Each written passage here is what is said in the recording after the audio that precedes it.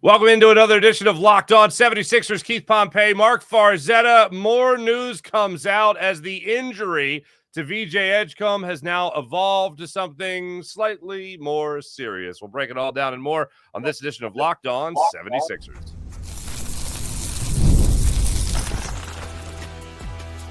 You are Locked On 76ers, your daily Philadelphia 76ers podcast, part of the Locked On Podcast Network. Your team every day. And we do thank you for making Locked On 76ers your first listen every day, part of the Locked On Podcast Network, your team every day. This particular episode is brought to you by Monarch Money. Take control of your finances with Monarch Money.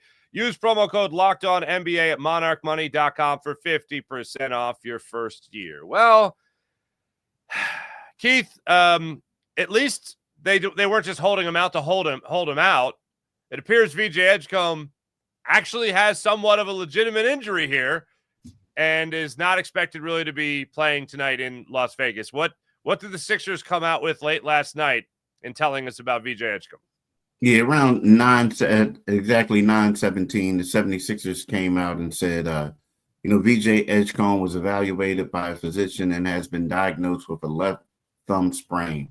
He will be ruled out for tomorrow night's Summer League game in Vegas. That's tonight's game against the San Antonio Spurs. They said that Edgecombe is participating on court workouts during his absence and is working closely with the team's medical staff throughout. He will be reevaluated on Saturday. Saturday is the next time they play. The thing about this, we both said there was two things. We thought that they were just resting, holding him out. He had a little boo-boo, whatever, but they were just holding him out and he would play tonight. But we also said it could either be two things. They were just resting him or they weren't being as transparent as they should have been. And right about now, you realize that they just weren't being as transparent.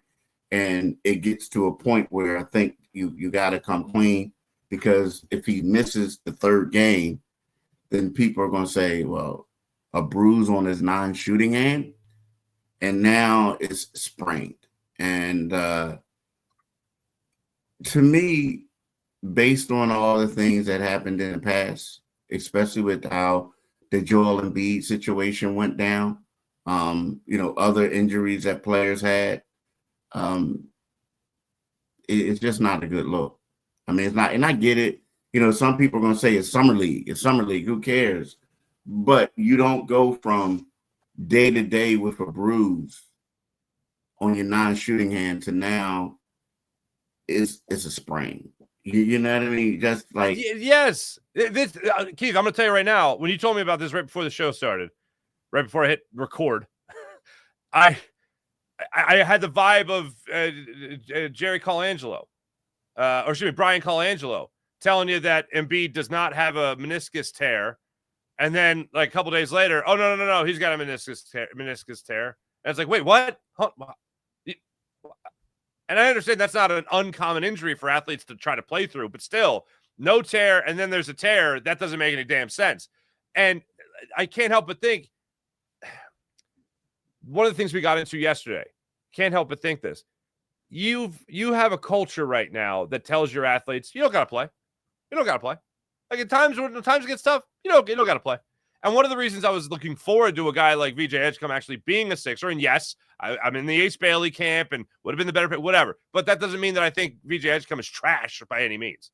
So one of the things that I liked about him was you bring the maturity in, and you bring a guy that really wants to play the game of basketball, loves the game of basketball. You saw in the one professional game that he's played so far in the Summer League that he's got that snarl about him. He doesn't want to be messed with and all that, but he just loves playing the game.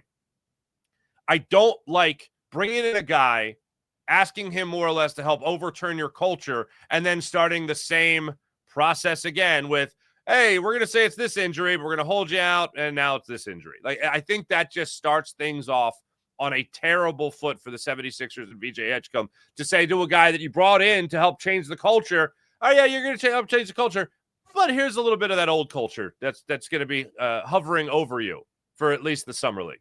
That to me just really does not sit well. Yeah. Now, I think that if everything goes well, people are going to forget about this once Sure. the season comes along. You know what I mean? If everything goes well.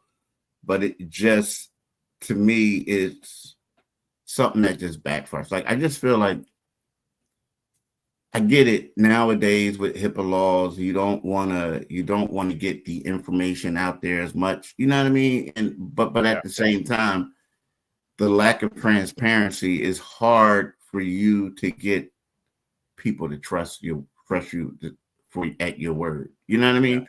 Like this, absolutely. Considering the track record. And this is something that's minor. Like, hey, for instance, hey, what happened first game? Hey, my man, you say like he played extremely well. We had an MRI, whatever. It said it's a sprain. He's probably going to be out 4 or 5 days. We'll reevaluate him on Saturday, because it's hard to believe that you thought that he had a contusion, and then all of a sudden you just got an MRI or you just got something yesterday and it said it was a sprain. Like, this is, you guys got $50-something million invested in this guy. It's not like you're going to the clinic, you know what I mean? The free clinic down the street to get them checked out. Like, you have a medical staff there. You were in the NBA city too, so where they have stuff there.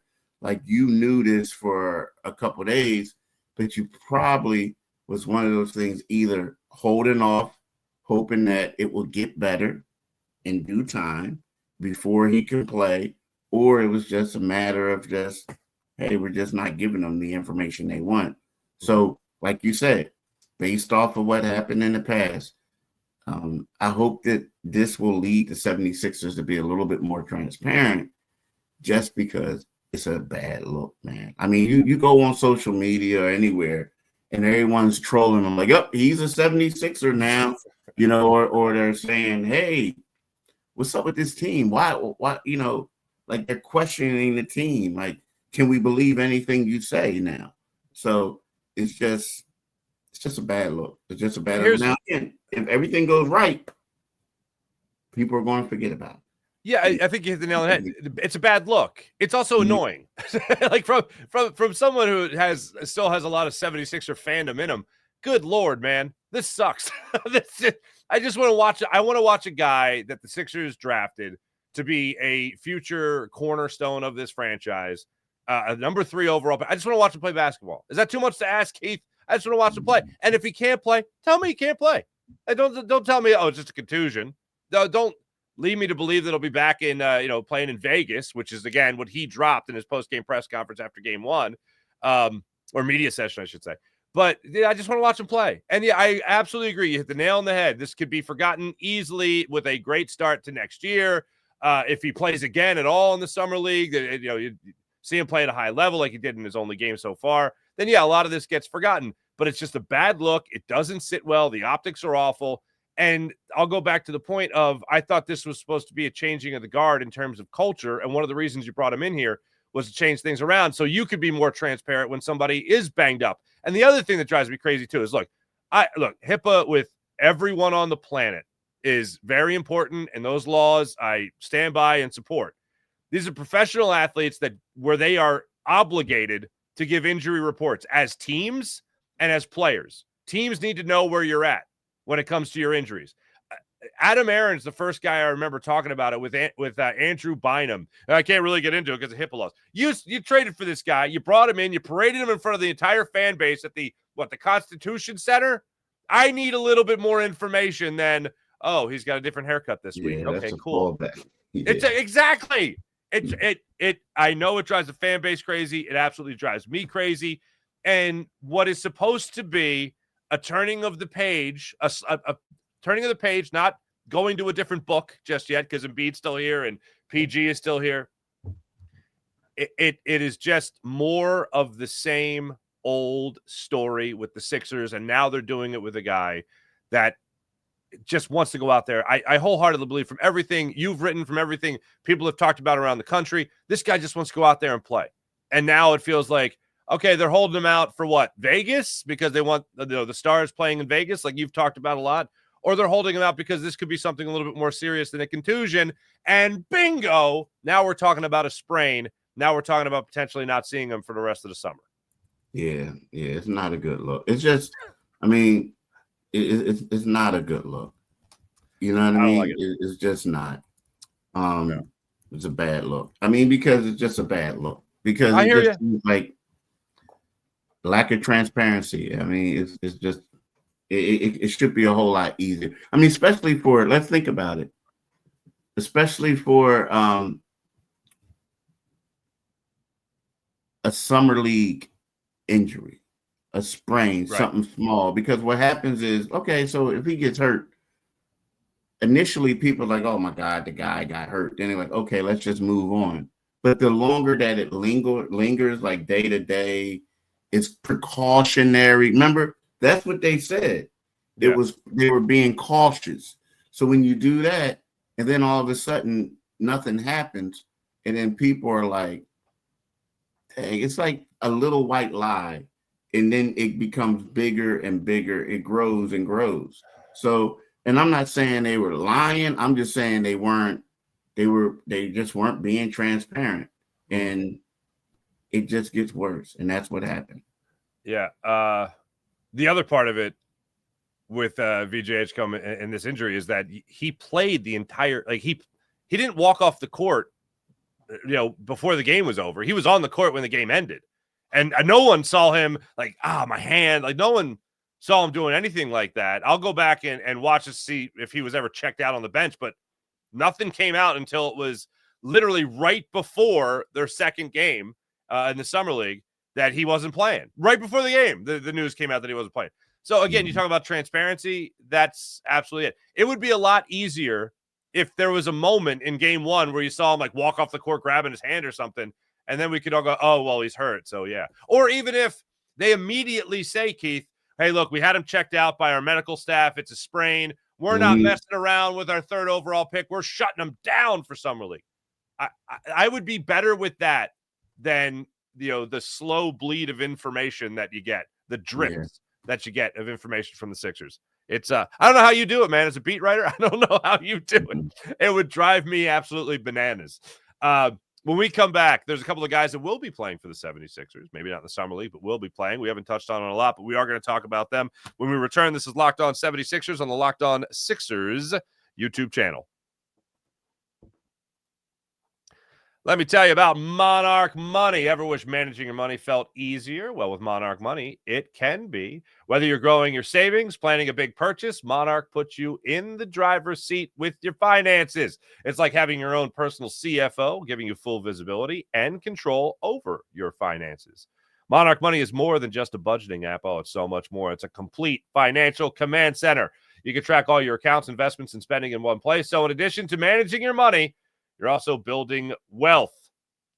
Maybe you're like me. Maybe you got young kids. You're saving for college. Maybe you just got married. You're combining finances. Monarch Money helps you keep track of it all and keeps the whole conversation stress-free. Take control of your finances with Monarch Money. Use promo code LOCKEDONNBA at monarchmoney.com. That's monarchmoney.com. Promo code LOCKEDONNBA for 50% off your first year. monarchmoney.com. Promo code LOCKEDONNBA for half off your first year at monarchmoney.com. Jabari Walker comes to the 76ers. Keith Pompey. Dominic Barlow comes to the 76ers. Local ties, at least, with Dominic Barlow. Let's start off with Jabari Walker. Signed to the Sixers a couple days ago. We haven't really got much in on him. What do you expect from him? What are the Sixers' expectations with Walker? You know what? I think Walker is a guy. He intrigues me because he's a guy who is signed to a two-way contract, who is basically a rotation. Some might say an end of a rotation when he was younger, but definitely a rotation player in the NBA. I think that I wouldn't be surprised that if later on in the season that his contract gets converted. I honestly do. I mean, here's a guy, they need size, they need athleticism, they need a guy that can, do some of the things that he can do. I mean, 6'9", playing a small forward. He could play the 4 as well. I think that he's a pretty good addition for them for basically with saying a two-way. But something tells me with him being here, don't be surprised if later on in the season or like maybe January or before that to where people get traded or maybe someone who's on a non-guaranteed contract like a la Ricky Council, you got to have your head on a swivel knowing that this guy is here because I honestly feel like he's good enough to be a full-fledged NBA player for the Sixers. So, yeah. The word that jumps to mind for me when it comes to Walker is trajectory. You're talking about a guy shot terribly his first year in the league from beyond the line, beyond the three-point line, 28%. He was able to get that up to slightly 29%. And then last year, almost 39% from beyond the arc. If you're going to bring that in and you're going to help in that regard, I'm all about it. Is this defensively speaking, is this a guy that could be that 3-and-D guy, or is he even better than that? Projected. I mean, he could possibly be that. Like, I mean, honestly, I do. I think that he can. I mean, here's the deal. Like, he's 6'9", 215 pounds, and we talk about, defensively a 3-and-D. Now, again, he averaged 0.6 steals. He's 0.5, throughout his career, but he played in 188 games. I mean, he just has this length, his athleticism. Like you said, he's extremely raw. But, when you look at it, he's a guy that should be on the NBA roster. And the fact that he is playing on this roster with a two-way leads me to believe that at least someone told him, bruh, you have a chance of making it. Like, and the thing is, we talk about getting younger, right? We talk about getting younger, but then they have Kyle Lowry and Eric Gordon coming back. I think this was the Sixers' way of combating that. Like, okay, we got these two older guys. Let's just sign Jabari to a two-way and see how it pans out. But something just tells me that this guy came here because he's of the belief, or at least he believes in himself, that he can turn this into a full-fledged NBA contract. And by the way, going to turn 23 in a couple weeks. So yeah, a little bit younger in that regard. The other thing that came to mind, because you talk about his size, how big the dude is and all that, power forward position, the 4 spot, talk about a small forward and all that. Is this a guy that can play that stretch 3, stretch 4 type of position for the Sixers? Well, it's funny because he's listed as a small forward at 6'9", 215. But I do think the thing about the stretch, I think we want to see him. Now, he did shoot 38.9% last year, but I think we need to see him be a little bit more consistent before we say, okay, we're going to leave you out there and have people come out there and give us because to me, if I'm the opposing team, until he buries down a lot of them, I'm like, bro, stay out there and prove me wrong. You know what I mean? Just prove me wrong. Now, he does have to become a better free throw shooter as well. He shot 69% last year. He shoots 73% for his career. So those are weaknesses. But to me, I look at him more as like a really athletic player, someone who can come in and be disruptive. You know what I mean? He could fulfill a role like, on the defensive end. He has long arms. He can get out there and get deflections, and he can finish around the rim, but at the same time, you're getting longer. And he's not going to be looked upon as, okay, we need you to score 8 points or 10 points a game. Now, what we need you to do is we need you to grab, like 4 rebounds a game, get like maybe 6 points a game, probably get a steal. We need some deflections. I think that's what's going to be, more of his role. Mm-hmm. Fair enough. And now Barlow, another guy they're bringing in here on a 2-year deal as well, or is that what's the deal with Barlow? And here's another thing. Dom Barlow is funny because he's another guy who's 6'9". He's 221 pounds. Now, he's a power forward, but he can also slide out to the three. Now, Don Barlow, he played 96 games in the NBA. He played with the Atlanta Hawks last season. Before that, he played two seasons with the Spurs. But I look at him as a guy that does the same thing. Now, again, he needs to improve his three-point shooting. I mean, he's a career 25% three-point shooter. He shoots 51.9% from the field. But again, he's one of these guys that you look at and you basically say, all right, what are you going to do? Can you set screens?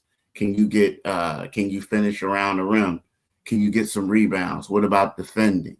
Right? But when we look at it, what position do they need? They need power forwards. Yeah. So he's 6'9", 225 pounds. Right now your other power forwards are Janai Broome, right? And then the other one is Trendon Watford. So with that being said, you look at it and you say, okay, let's do it. Now, the last game that he played extremely well. He played, he had 15 points on 6 for 9 shooting. He had 5 rebounds and 1 assist. And this was 34 minutes against the Orlando Magic when he played for the Atlanta Hawks last year. So he played well in that game. But again, was that because people were resting people? What was the deal? But when given the opportunity at times, when he got extended minutes, his numbers were pretty good when he got extended minutes. And look, I think I'm like a lot of people, when you look at these deals, you want to see the guys obviously play, you go back, watch some highlights, whatever, look at some numbers. But ultimately, when you see the words two-way associated with their contracts, the outlook is never all that great. But you're telling me with Walker, you wouldn't be surprised if this guy climbed up the ladder rather quickly. But with Barlow, you would be a little surprised if he climbed up the ladder quickly. I think he could climb up. I think it's open competition for all of them. Because, see, the thing is, if you look at the 76ers, we just go over the history of Daryl Morey recently, right? So so when you have, let's say, Ricky Council, Ricky Council, he came in, he was a two-way player. And then all of a sudden, they converted his contract to a regular standard deal. You look at Justin Edwards, a two-way player who had his contract converted. The same thing with Jared Butler. They did the same thing with him before they waived him. And then they did the same thing with Jeff Doughton. So to me, when you get these guys in, and the Sixers tend to always leave an open roster spot. So to me, I think that when they're getting these dudes in, they're basically telling them like, hey, look, if you compete hard, we can convert this contract. Now, the one thing about Barlow is he had his contract converted with the Spurs, and he also had it converted with the Atlanta Hawks. So it's not out of the realm that it couldn't happen here. And to be honest, the path for him might be easier. It's like, okay, we got Trendon Watford as the only legitimate power forward. We have Janai Broome, who played 1 year of that in college, but he's going to be a rookie, right? So it's up to you to bust your tail to see if you deserve that spot. So, yeah, I think it's an open competition, even down to our guy, Hunter Silas. I think for all these guys, the competition is out there for them to do whatever they can to prove that they deserve to make, the 15-man roster. Hey, every great athlete, when talking to guys that haven't had the success that they've had yet, young guys coming up, they always say the same thing. It's all about that opportunity. You get that opportunity. That opportunity is in Summer League. That opportunity is with the Blue Coats. That opportunity is in a 10-day contract with the Sixers, whatever. You take advantage of it. And the Sixers, and you're right, they have dangled that carrot in front of many players. And a guy like Justin Edwards is probably the most recent and best success story of it all. Like going from that two-way deal But to converting the deal to all of a sudden you're talking about a 3-year deal. That's right there. That's for the taking as motivation for these guys to hopefully fulfill their potential in the NBA. When we come back, Sixers Summer League does get started in Vegas. The Vegas tour of the Summer League gets started tonight. We'll talk about the overall outlook of that when we return after this quick blink of a break.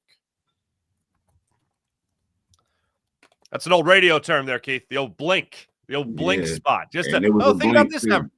Think about this advertiser. Oh, just real quick. Anyway. So when it comes to Sixers tonight in Summer League, San Antonio Spurs, once again, VJ Edgecombe injured day-to-day, most likely not playing in the Summer League with this contusion that is now a sprain in his left thumb. What are you looking for here against the Spurs just in game 1 tonight, and then also looking for down the line in Vegas? Man, if it's anything that we saw in Utah, I'm not excited. Not even Salas. I mean, yes, maybe for him, but overall, it's kind of like losing a lot of his luster, right? Yes, I'm not excited. The thing is, so they're saying Dom Barlow is going to be with the team and play, right? So, all right. I guess that if I'm a Sixers fan, I mean, think about it. It's going to be 10 o'clock at night when the game starts. So now so what you're looking at is the highlight is, okay, we're going to see what they can do. But at the same time, the only new guy that you're going to have for the most part is Dom Barlow. So let's see what he can do, right? To me, I look at the schedule, and if Edgecombe isn't playing, like you go to Summer League to look at head-to-head matchups of rookies. And typically they tend to shut them down quickly. So tonight it was supposed to be Dylan Harper against VJ Edgecombe. Well, we're not getting that. And then if he plays on Saturday, then we'll have you'll have VJ Edgecombe against Con Knipple. But outside of that, at least that game is at 6:30, so it's a little bit earlier. But outside of that, Mark, what's the excitement level? Honestly, maybe you might see Tyrese Maxey if he's there, sitting on the floor in the floor seat. You may see Paul George, but let's be real, man. If my man isn't playing, it loses some of its luster. Now, who knows? They may come out and play really well and play exciting, and people may say, hey, this and that. But, if there was a player who I personally want to see what they do, is going to be Judah Mintz. I want to see if he can continue that. But, as a casual fan, the fact that VJ Edgecombe isn't playing, I don't know if I want to watch it. Yeah. I'm just being real. Oh, I hear you. This is how I feel about watching the game tonight, because I'm going to watch the game tonight. But here's how I feel about it. Yeah, right. I know, right? We kind of do this show every day. You write about it. We kind of do. But from a fan, solely 100% a fan's perspective, I would consider this game tonight, if I'm a diehard Sixers fan. I don't know what your favorite subject in school was, Keith, but mine was history. I really did like history. Okay. Yeah. But I never liked studying. I never wanted this. I never got excited to study I had to do it. This is the type of thing where I'm going to be studying the Sixers tonight like it's history. Yeah, I love basketball, but I'm going to be watching this tonight more like it's homework. But the type of homework I don't necessarily hate doing. That's how I'm gonna approach it. This is gonna be my history homework tonight. Watching the 76ers and seeing if guys like Salas can build off his last performance, seeing if Mintz can build off his last performance. And two things I will say. Justin Edwards.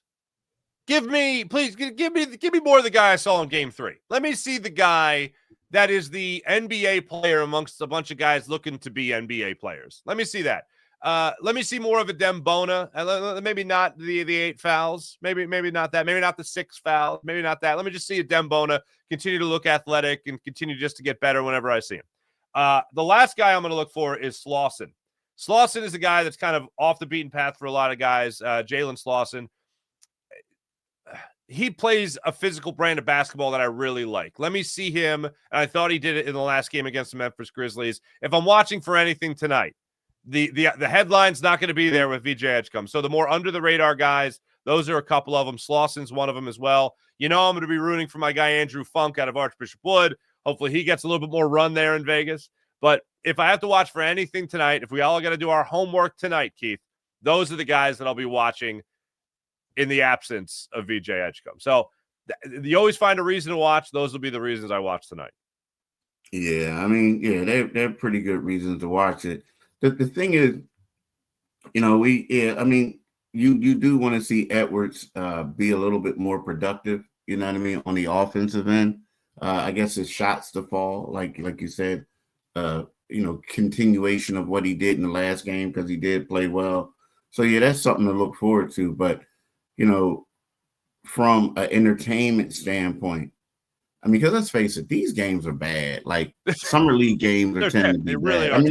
We're going to be real. Like, it's funny. Last night I went out with two of my friends and we were talking, and they were saying, okay, they said that summer league basketball in their eyes is worse than preseason NFL football.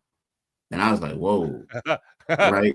I was like, whoa. And they were like, seriously, Keith? They like, because I agree.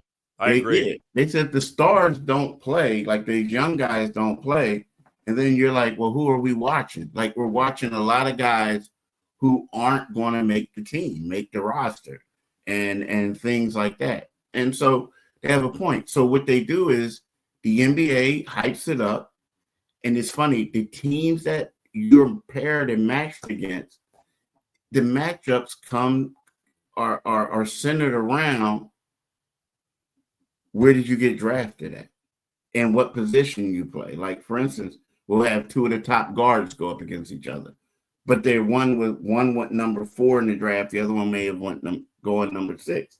So yeah, but when one of them doesn't play, it's kind of like, okay. I mean, seriously. I agree. I agree. I wholeheartedly agree. But yeah, we'll scrap and we'll find a way and we'll find a reason to watch, study, and do our homework tonight when it comes. And I know the diehard Sixers fans, they will as well. Hey, Keith, you and I will be breaking it down tomorrow. I know, right here on Locked On 76ers. I look forward to that. We'll give our book reports tomorrow on the game when it comes to the Sixers squad. His name is Keith Pompey. Make sure you guys are following him on all social media platforms. Make sure you guys are reading his stuff on Inquirer.com. I'm Marc Farzetta, off tonight for Phillies postcast. No Phillies game tonight, so I'll be back with you guys Phillies postcast tomorrow. More late sports being played for Philadelphia. And yeah, we'll be back with you guys tomorrow, breaking it all down when it comes to your 76ers. Thanks for watching. Thanks for listening, everybody. How about this? For your next listen, make sure you guys check out Locked On NBA podcast, where there is no offseason. Doug, Matt, and Hayes keep you up to date on contract negotiations, rumors, and everything you need to be the most informed NBA fan. Find out on Locked On NBA. Find Locked On NBA on YouTube or wherever you get your podcasts. Part of the Locked On Podcast Network, your team every day. He's Keith Pompey. I'm Marc Farzetta. Back with you guys tomorrow. See you then.